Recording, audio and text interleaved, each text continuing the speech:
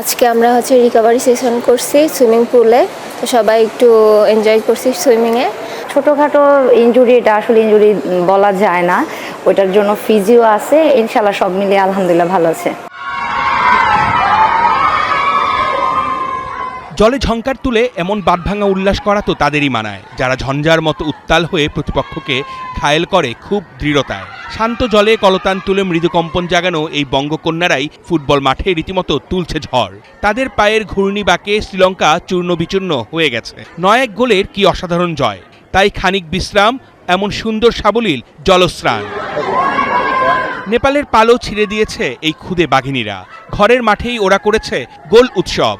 টানা ২ জয় ছিনিয়ে ওরা উঠছে নতুন হাওয়ায়। টিম হোটেলে কাটছে ওদের দারুণ সময়। আজকে আমরা রিকভারি সেশন করছি সুইমিং পুলে, তো সবাই একটু এনজয় করছি সুইমিংয়ে।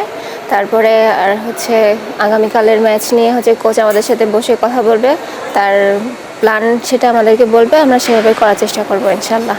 এই টুর্নামেন্টকে ঘিরে নারী ফুটবলারদের দীর্ঘদিনের প্রস্তুতি। ফুটবল ফেডারেশনের ক্যাম্পে থেকে ভোর থেকেই শুরু হয় অনুশীলন। রপ্ত করা সব কৌশল ঝালিয়ে নিয়ে মাঠের খেলায় ছিনিয়ে আনতে চায় সাফল্য।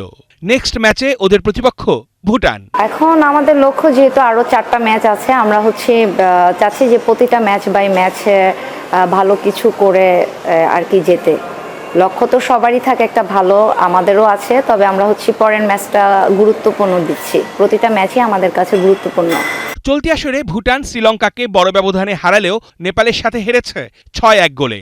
নামে ভারে শক্তি সামর্থ্যে ভুটানিদের থেকে এগিয়ে বাংলাদেশের মেয়েরা। অর্ণব বাপি, ৭১।